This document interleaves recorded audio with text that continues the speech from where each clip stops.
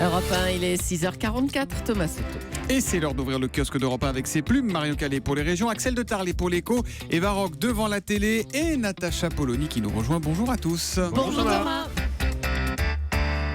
La une, mieux, la palme du jour, elle est pour Libération ce matin, qui titre « Moi président » et met donc en une un portrait croisé de François Fillon et de Margaret Thatcher. Ça donne vraiment un côté Mrs. Doubtfire. C'est horrible, c'est monstrueux. C'est très réussi, moi. Un photomontage réalisé par Guillaume Tessé qui sert donc à illustrer le programme ultra-conservateur et ultra-libéral de François Fillon. Pour vous faire votre idée, vous regardez évidemment sur europe1.fr. Il y a 9 pages autour de celui qui, il y a quelques semaines, était vu comme quelqu'un qui ne savait pas cheffer, écrit Libé. Il y a un mois, Fillon s'était droupi et maintenant il le ferait président.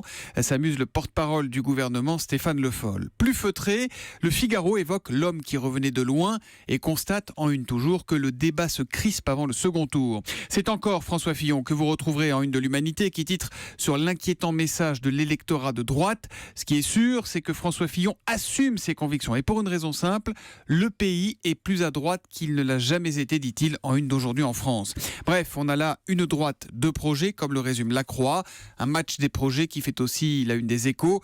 Et puis, il y a le grand perdant de dimanche, Nicolas Sarkozy, dont aujourd'hui en France nous donne quelques nouvelles. Il a pris une sacrée baffe, raconte un vieil ami.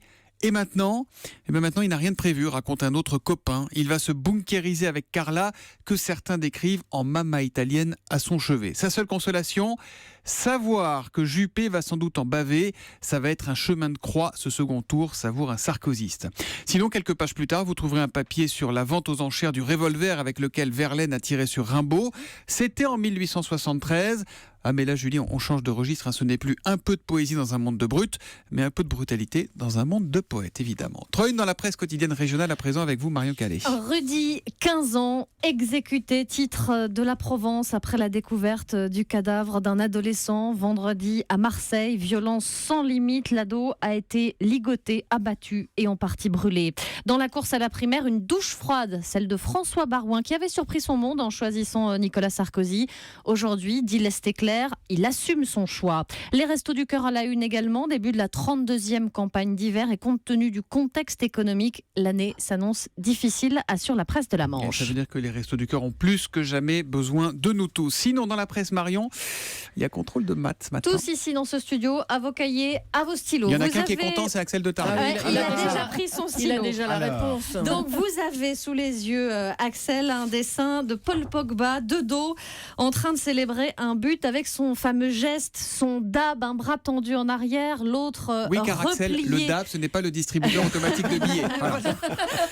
Le bras replié sous le menton. Vous voyez que la position de chacun des bras a servi à tracer des triangles. Objectif maintenant, utiliser la réciproque du théorème de Pythagore pour dire si ces triangles sont des triangles rectangles. Cet exercice de maths d'une classe de 4e, il a fait le buzz sur les réseaux sociaux et le Parisien a retrouvé son auteur. Claire, 24 ans, prof à Aubervilliers. L'énoncé lui a été soufflé par 2 copains. D'habitude, je suis plus conventionnelle, dit-elle, mais l'école du tableau noir, c'est fini. Elle rend les copies aujourd'hui à ses élèves, entre 11 et 12 de moyenne. Difficile de savoir si l'exercice a stimulé les élèves. En tout cas, raconte Claire, ça les a fait rigoler. Et c'est peut-être pas la fin, puisque quand Paul Pogba a commenté l'exercice sur les réseaux sociaux... Ah, il a réagi. Oui, il a réagi. La prof, elle en a profité pour lui demander de venir les voir. Elle attend maintenant la réponse. Ça, elle va réconcilier ses élèves avec les maths. Petite interro surprise, le théorème de Pythagore. C'est A2 plus B2 égale C2, non? C'est pas ça? Il n'y a pas l'hypoténuse, ça oui, comme ça. Égale le carré des deux autres. Voilà. Le grand au carré égale le carré des deux C'est pas petits. parce que tu parles fort que tu as raison. Bah, si. Natacha Polony, un petit mot sur le théorème de Pythagore, non? C'est ça, c'est le carré de l'hypoténuse est égal à la somme des carrés deux des petits. deux côtés opposés. Oui, bah c'est clair, c'est lucide. Bon, alors, c'était des triangles rectangles. Alors. Oui, c'est Apparemment, ça. non, pas complètement. Un peu Son circulaire geste- aussi. son geste n'est pas parfait. On va passer à l'interro d'économie. Maintenant, Axel de Tarlet, les agriculteurs américains reviennent du tout OGM, c'est-à-dire dans les Échos, c'est très intéressant. Exactement, OGM, donc organismes génétiquement modifiés qui sont largement interdits en Europe. Alors les Américains en reviennent non pas pour des questions de santé publique ou de biodiversité, mais pour des questions de rentabilité. Parce que les semences OGM coûtent de plus en plus cher. En 20 ans, le coût, par exemple, des semences pour le maïs ont quadruplé, mais le prix du maïs, lui, n'a pas quadruplé. En revanche, les bénéfices, enfin les avantages attendus des OGM, eh bien les Américains le voient de moins en moins. On dit que les OGM augmentent les rendements et nécessitent moins de pesticides. Alors question rendement, eh bien, ce n'est pas vrai. Les chiffres montrent que les rendements sont les mêmes en Europe où les OGM sont interdits qu'aux États-Unis. On produit autant à l'hectare. Quant au moindre recours aux pesticides, eh bien non, c'est pas vrai parce que la nature est plus forte et donc sont apparues de mauvaises herbes qui résistent. Résultat, il faut les éliminer. Donc il faut des pesticides, notamment des herbicides. L'utilisation d'herbicides a augmenté de 21% en 20 ans. Des désherbants, quoi. Voilà, désherbants. Donc l'Amérique en revient. Les agriculteurs se remettent à planter des semences classiques.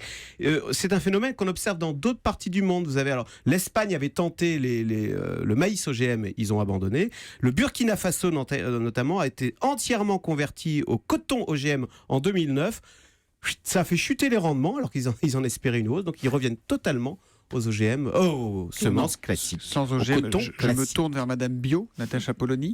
Oui, d'abord, les États-Unis sont en train d'autoriser l'usage d'un herbicide à base d'agent orange parce que les mauvaises herbes résistantes sont tellement puissantes que maintenant on en est là. Encore plus fort. Et puis surtout, en effet, dans les pays du tiers-monde, ça emprisonne les paysans qui sont dépendants des grosses multinationales. Obligés notamment d'acheter chaque année Monsanto. les semences. Et Monsanto qui a été Monsanto en battu il y a particulier. quelques semaines à Bayer, hein, c'est ça, à l'allemand Bayer, je Mais crois. oui, et c'est ça. justement, Donc ça, ça fait éclaire puissance. d'ailleurs.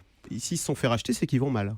Un pas après l'autre, c'est de la télé, c'est sur France 2 et c'est à 23h20. Eva Rock, de quoi s'agit-il? Alors moi, je vous emmène à Montfermeil, en banlieue parisienne, et au milieu des tours, vous allez rencontrer une école, enfin vous allez découvrir une école qui est hors contrat pour des enfants de la maternelle au collège. Alors ce sont des enfants de cultures très différentes, comme va tenter de l'expliquer ce jeune homme dans ce documentaire. Mon grand-père est algérien 100% et ma grand-mère 100% française et mon père 100% algérien et ma mère 50% française et algérienne, donc ça fait 25% français. C'est la matinée des maths, hein, dis donc. Exactement. Alors, le rire que vous venez d'entendre, c'est celui du directeur. C'est un monsieur qui se dit Aristo Fauché, catholique et laïque, qui s'appelle Albéric de Serran. Alors, dans son école, il impose l'uniforme, le vouvoiement et la levée de drapeau tous les matins. Mais en fait, ici, chacun travaille à son rythme. On y apprend les fondamentaux et surtout à devenir citoyen. La rédaction du jour, par exemple, c'est Pourquoi je suis français? Réponse. Comme l'a dit Général de Gaulle, comment voulez-vous gouverner un pays où il existe 258 variétés de fromages?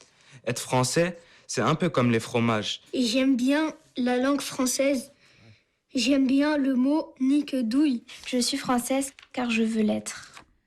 Alors, c'est ça ce qu'on entend quand ils font cette rédaction. Alors, il n'y a pas d'angélisme pour autant dans ce documentaire, parce qu'il y a des moments où le directeur perd patience, hein, bien évidemment, parce que, par exemple, Naïma vient d'être exclue 3 jours. Petite mise au point avant de retrouver sa classe. Ici, on apprend à vivre en société, ok? Alors que vous vouliez après vous inscrire dans le public, etc., tant mieux. Moi, la seule chose que je veux, c'est construisez votre vie. Voilà, ça résume exactement ce qu'il essaye de leur apprendre à ses élèves, construire leur vie. Alors, ce documentaire qui est sans commentaire est produit par Mélissa Thuriot. Ça manque un tout petit peu d'esprit critique à mon sens, mais observer ces enfants évoluer pendant toute une année est assez réjouissant. Ça ressemble quand même à un modèle scolaire à suivre, en tout cas, ou à expérimenter de façon plus large. Ça s'appelle donc Un pas après l'autre, c'est ce soir sur France 2 à 23h20. Si quelqu'un a la définition de nique-douille, Julie, je vois dans le dictionnaire. Non, pas, j'ai nique, faire la nique, voilà. Oui, mais faire la douille aussi. Ouais, mais faire la nique-douille, ça, on n'y est pas. Nique-douille, je l'ai pas. Eh ben dis donc, on n'est pas brillant dans le kiosque ce matin. Merci et à demain quand même.